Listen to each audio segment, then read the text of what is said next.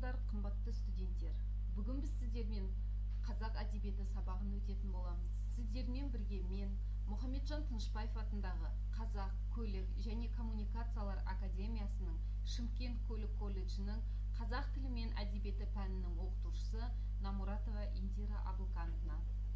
Бүгінгі біз сіздермен қазақ әдебиеті сабағында Әзілхан Нұршайықовтың өмірі мен шығармашылығымен таныс боламыз. Сонымен қатар Ақиқат пен аңыз романына танысып білетін боламыз.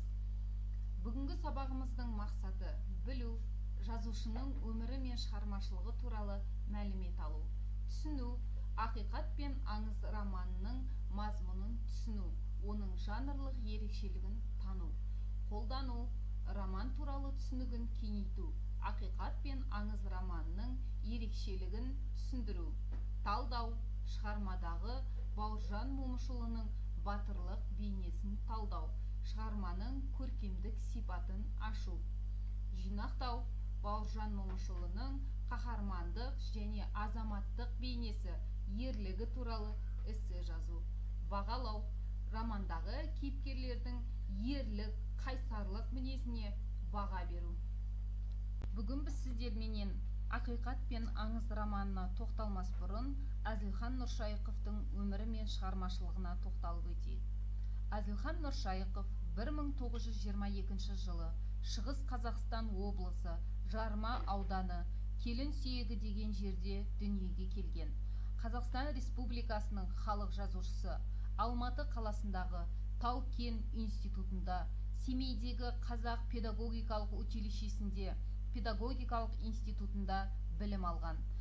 Әзілхан Нұршайықов 19-23 жас аралығында Ұлы Отан соғысына қатысқан.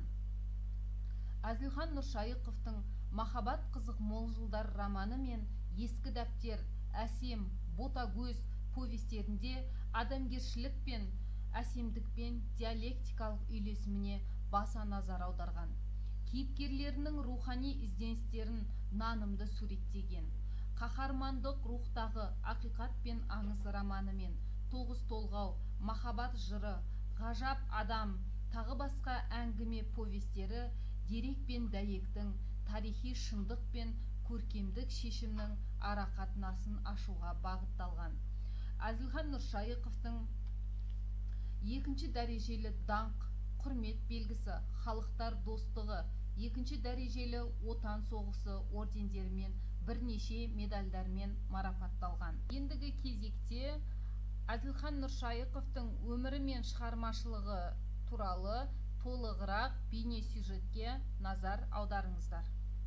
Ұлы Отан соғысының алғашқы күндерінен жаяуғындай жарқылдап, соғыстың қан майданында тек Мәскеу түбіндегі Алпарыстың өзінде 21 рет шайқасқа шығып, 5 рет жаудың қоршауын бұзып шыққан жас арыстан ол Бауыржан Момышұлы болатын. Бауыржан Момышұлы қазақ деген қаһарман халықтың атын әйгілеген бірегей тұлға.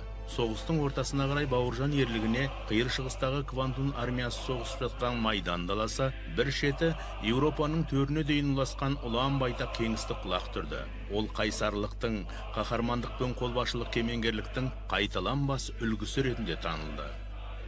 Міне осындай атағы жер жарған айбынды қолбасшы Бауыржан Момышұлымен сұхбаттасып, Ақиқат пен аңыз роман диалогын жазған Әзілхан Нұршайықовтың еңбегі ел жадында. Осы ерен еңбегі үшін Әзілхан Нұршайықовқа 1980 жылы Қазақ КСР-ның Абай атындағы мемлекеттік сыйлығының лауреаты атағы берілді. Қазақстанның халық жазушысы Әзілхан Нұршайықов өткен ғасырдың екінші жартысындағы қазақ прозасының еңсесін тіктеп шығармалар арқылы ел жүрегіне еркін жол тартқан қарымды қаламгер, қарт майдангер, журналист, қазақ көркем сөзінің ірі өкілі еді. Оның шығармашылық мұрасы қалың көпшіліктің қызығушылығы мен құрметіне ерте ие болғаны белгілі. Жазушы өз шығармаларында адам әлемі, өмірі мен еңбегі адалдық пен әділеттілік, кісілік пен кішілік, игілік пен ізгілік сынды сыр сипаты жоғары қасиеттерді шынайы суреттеді. Әзілхан Нұршайықов 1922 жылдың 15 желтоқсанында бұрынғы Семей облысы, қазіргі Шығыс Қазақстан облысы Жарма ауданына қарасты Келін-Сүйегі деген жерде дүниеге келген. 1941 жылы Ұлы Отан соғысына қатысады. Ол кезде Әзілхан Нұршайықов 19 жаста болады. Соғыста 100-ші қазақ атқыштар бригадасында зеңбірекшілер командирі болып әскери міндетін өтейді. Калинин 2-ші Балтық, 1-ші және 2-ші Беларусь майдандарына қатысып, соғыста аға сержант болып аяқтады. Соғыс жылдарында зеңбірек командирі бозбала жігіт журналистік жұмыспен айналысуға уақыт табады. Өлең жазуды да тастамайды. Жазушы майдангердің өлеңдері, әскери әңгімелер мен очерктері майдандық, республикалық және облыстық газет беттерінде жиі басылып тұрады. Бұл шығармада Ұлы Отан соғысының даңқты қаһарманы, гвардия полковнигі Бауыржан Момышұлының азаматтық, ерлік тұлғасын мүсінделеді.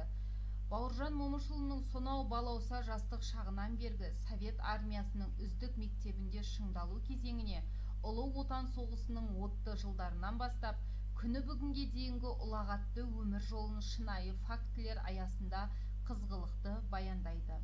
Романның жазылу формасы да ерекше. Бүкіл оқиға автор мен кейіпкердің диалогы арқылы өтеді екен. Ақиқат пен аңыз Бауыржан Момышұлының 7 жасынан 70 жасына дейінгі өмірін қамтитын шолу тәріздес кітап. Жазушы бұдан бөлек кейіпкерінің өмірін қоғам тарихының әр кезеңіне саралап, соғысқа дейінгі, соғыстағы және соғыстан кейінгі қалпымен роман үлгісі бойынша 3 кітап жазуды жоспарлаған екен.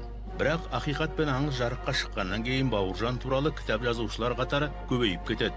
Осылайша Әзілхан Нұршайықов жаңа авторларға жол беріп, бұл жоспарын тоқтатады. Әрі денсаулығы да сыр бере бастаған көрінеді. Ақиқат пен аңыз кітабы орыс, украин, чех тілдеріне аударылған. Жазушының бұдан бөлек тағы бірқатар шығармалары қырғыз, өзбек, тәжік, молдаван, татар, саха тілдеріне тәржімаланған болатын. Студенттер, біз бүгін сіздермен бірге Әзілхан Нұршайықовтың өмірі мен шығармашылығымен және Ақиқат пен аңыз романы бойынша қысқаша болса да мәлімет ала алдық. Ендігі кезекте осы Әзілхан Нұршайықовтың өміріне қатысты және де Ақиқат пен аңыз романына қатысты тапсырмалармен жұмыс жасап көрейік. Шатасқан баулар ойыны, яғни бұл тапсырманың ережесі кестеде көрсетілген сандарға байланысты Әзілхан Нұршайықовтың өмірінде елеулі орын алған оқиғаларды дұрыс нұсқасымен сәйкестендіреміз. Тапсырма түсінікті болса, дәптерге жазып орындаймыз. Келесі тапсырмалар мен сұрақтар. Бірінші тапсырма. Бұл романның Ақиқат пен аңыз деп аталуының себебі неде? Ақиқат пен аңыз деп аталуының себебі неде? Өз ойларыңызды дәптерге жазыңыздар. Екінші тапсырма. Әзілхан Нұршайықовтың соғыс тақырыбындағы шығармасының шынайылығы. Қандай шынайылығы? Соғыс кезіндегісін дәптерге жазамыз. Үшінші сұрақ.